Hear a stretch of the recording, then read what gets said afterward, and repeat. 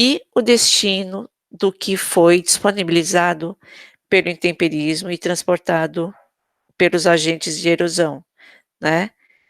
O destino é a bacia sedimentar, seja logo onde ele deposita, logo que ele é transportado próximo aos morros, seja ao longo dos rios, seja no lago, seja transportado pelo vento que formam as dunas, as praias, seja transportado pelo rio, que vão formando aquelas camadas de areia, todo o material jogado na praia ou na plataforma ou no fundo marinho.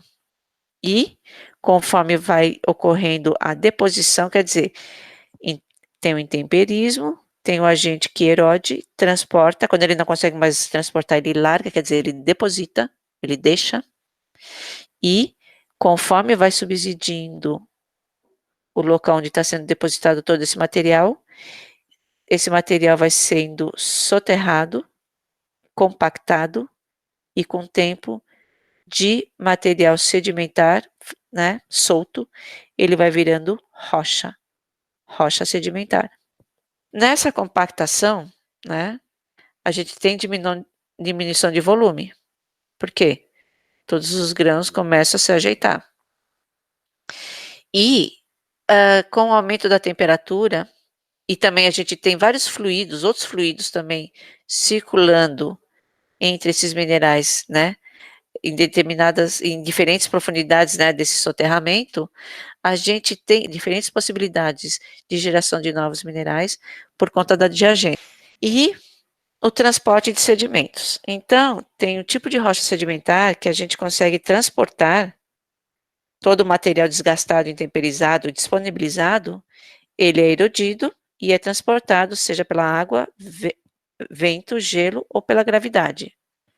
Então, aqui um exemplo, né, da água. Então, aqui a gente tem o rio, que é o Rio Paraíba do Sul, em que ele transporta o material arenoso. Quando ele não consegue mais transportar, o que ele faz? Ele deposita, ele larga no meio do caminho, ok? Onde que o rio deságua? Deságua no mar, largando os sedimentos também no mar ou no lago, dependendo de onde ele desaguar. Ele pode depositar nesse delta, ou tá vendo que tem uma pequena baía aqui, né? Ou numa laguna, ok? Se ela estiver parcialmente fechada para o mar, quer dizer, aqui ele chega solto e ele solta o sedimento, né? Aqui não, aqui ele vem, ele solta, o sedimento fica aqui, porque o contato com o mar é bem restrito, né? Um exemplo. Aqui também, o Rio Paraíba do Sul, né? O que ele faz? Ele deságua no mar. Só que esse deságua é diferente, né?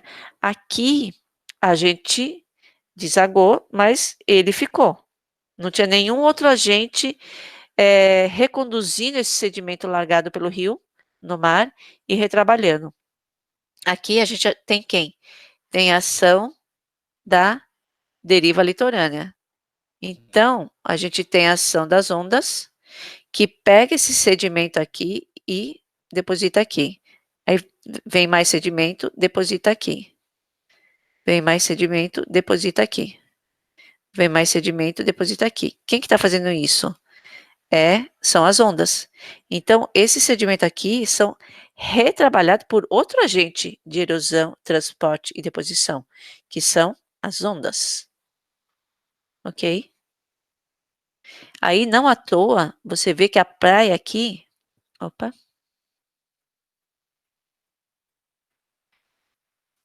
cresceu assim.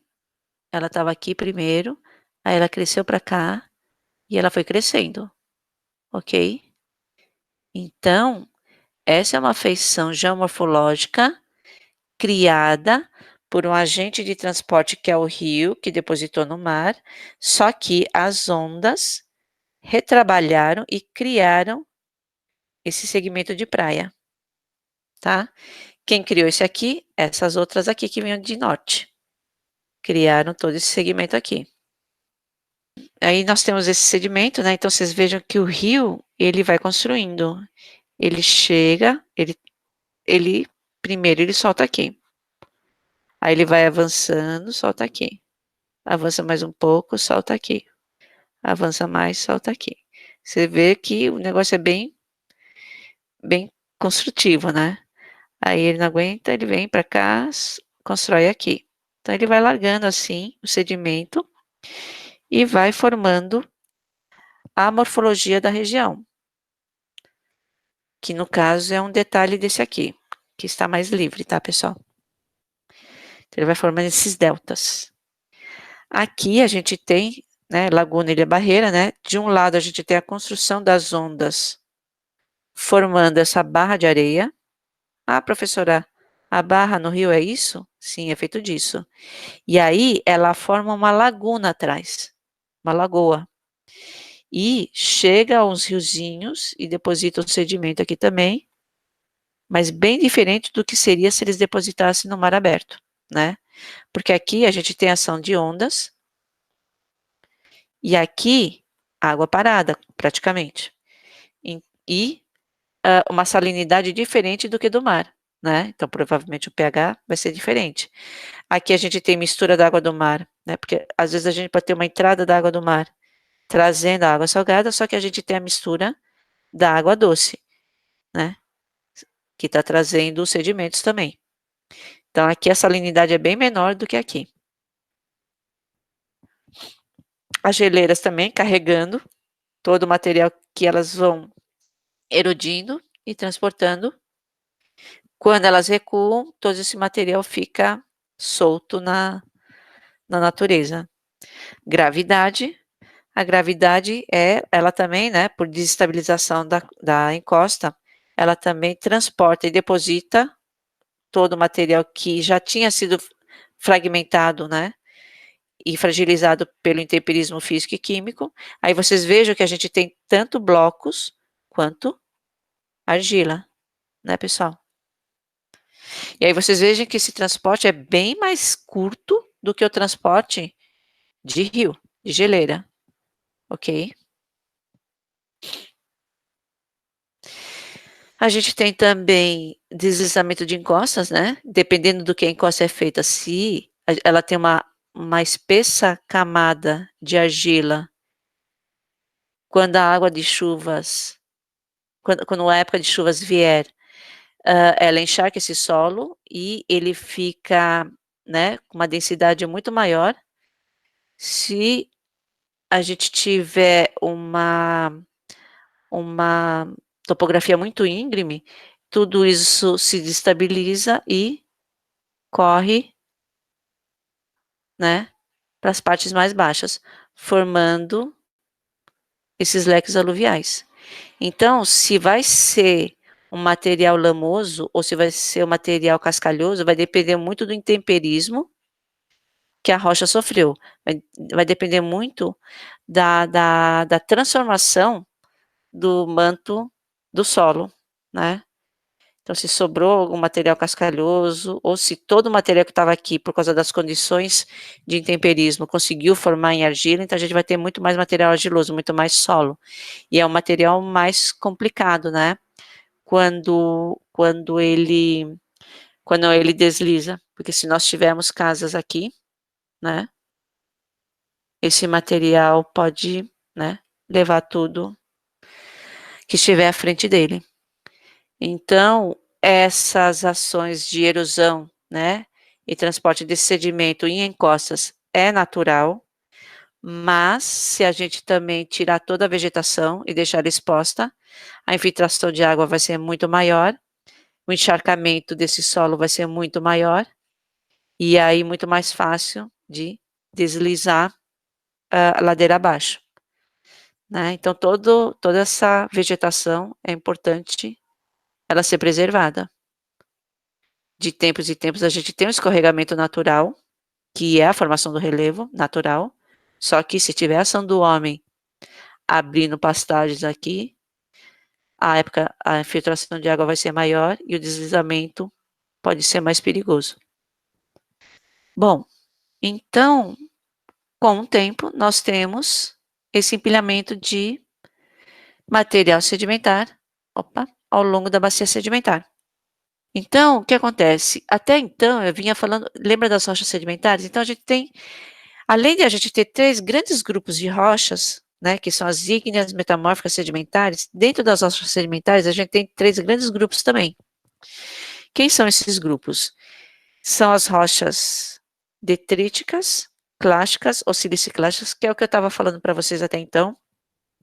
Material de origem continental, grãos minerais, produtos de intemperismo e erosão, que são intemperizados, erodidos, transportados e depositados. Tem também aquele material vulcânico, piroclástico, lembra daquele material da fumarola, né? A vulcânica, né? Também, em menor proporção, também é um tipo de rocha detrítica. Mas a gente tem outros 2 tipos de minerais, outros 2 tipos de rochas sedimentares, químicas e biogênicas. O que diferencia cada um desses 3? A mesma coisa que diferencia os 3 grandes tipos de rochas. Em que local, de que forma foi gerado os minerais ou a composição mineralógica que compõe essa rocha. Então, por exemplo, tudo que eu falei para vocês é o material que formam as rochas, é todo o processo que envolve a formação das rochas detríticas, clássicas ou siliciclásticas. Mas a gente tem também, esse aqui são os exemplos, né? Então, isso aqui é um argilito, argila vira argilito, areia vira arenito. Clastos, né? Lembra que eu falei que às vezes os rios carregam blocos, viram conglomerados, com diversos tamanhos, né? De cascalho, né? E tudo bem. Mas a gente tem outros tipos de rochas. Então, a gente tem, por exemplo, a rocha química. Onde que se forma a rocha química? Em locais, né? Onde a gente tem, por exemplo, um lago, né? Ou perto do mar, onde a gente tem muita evaporação. Tá vendo que não tem nenhum riozinho trazendo material aqui. Então, todo o material que tem aqui foi transportado pelo vento, etc. Então, a gente tem evaporação da água. Cada vez que a gente tem evaporação da água, a gente tem diminuição do nível da água. Diminuição do nível da água, o que acontece com os átomos que estavam em solução aqui? Eles se concentram. Quando eles começam a se concentrar, eles começam a achar condições ideais para formar os minerais. Quem que se forma aqui ao redor, pessoal? Lembra do nosso amigo sal de cozinha? O cloreto de sódio? Então, o sal de cozinha, o cloreto de sódio, é formado, é um mineral que, se a gente deixar ele juntar, ele vai formar uma rocha química. Vocês já ouviram falar do pré-sal? Por que chama pré-sal? Porque são rochas cheias de hidrocarboneto que estão antes de uma espessa rocha formada de sal, principalmente formada de quem? Da nossa amiga Alita, ok? Esse tipo de rocha se formou, né, do pré-sal se formou, como eu vou falar para vocês em seguida, por ação biogênica, e esse tipo de rocha se formou por precipitação química do material que estava solubilizado aqui, e com a evaporação, a diminuição, a evaporação da água. Quem evapora é a água. Os sais e os íons continuam, né? Os íons e os íons continuam na água. A alta concentração fazem eles se organizarem em minerais, e essa concentração com o tempo geológico forma espessas camadas de rocha. Então, ali está o sal, né? É uma rocha formada quimicamente, por precipitação química. Ela não foi transportada, ela não foi erodida, ela não foi desagregada, não. O que estava em solução no lago ou perto da água do mar, esse local isolado teve a sua diminuição do nível da água, alta concentração, né, dos compostos que ela continha, dos sais que ela continha, e nas condições que eles se encontrarem, eles começam a se organizar e formar os minerais e formar a rocha. Ok? Então, esse local são chamados locais de evaporitos, né? Não sei se vocês já viram, né, os salares, né, no Nordeste, são locais onde quase não tem a precipitação, né, onde a água evapora e esses locais chamados de evaporito formam os minerais de sal, ok? Então, por exemplo, esse aqui é a composição dos íons presentes na água do mar. E vocês vejam que o predomínio é do cloreto e do sódio. Por isso que o principal sal que se forma é o cloreto de sódio, nesses locais. E depois a gente tem outros tipos, a formação de outros tipos de sal. Gipsita, anidrita e etc. Ok, pessoal? Então, são sedimentos químicos. Os minerais que compõem essas rochas químicas são formadas quimicamente, por precipitação química de uma água saturada por íons e ânions e por conta da evaporação intensa dos locais onde essas bacias sedimentares se encontram, onde esses locais de sedimentação se encontram. E as rochas, né, biogênicas que a gente fala, são formadas por restos de material, principalmente, né, feito por cálcio, né, por isso que são chamados carbonatos, que pode ser resto de concha, restos de radiolária, restos de atomáceas, restos de corais, né? Então vocês vejam que aqui a gente não tem nenhum rio chegando e trazendo todo o material que ele erodiu, né, das encostas e depositando, não. É um local onde a gente não tem esse material chegando. Por quê? Porque quem fabrica ele são seres que precisam de entrada de luz. Entrada de luz na água do mar. Mais ou menos com 20 metros de profundidade da água do mar. Se entrar um material vindo arenoso, cascalhoso do rio, o que ele faz com a água? Ele turva. Se ele turva, a gente não tem a entrada de luz, ok? O que faz o nosso amigo gastrópode? O que faz o nosso amigo coralzinho, né?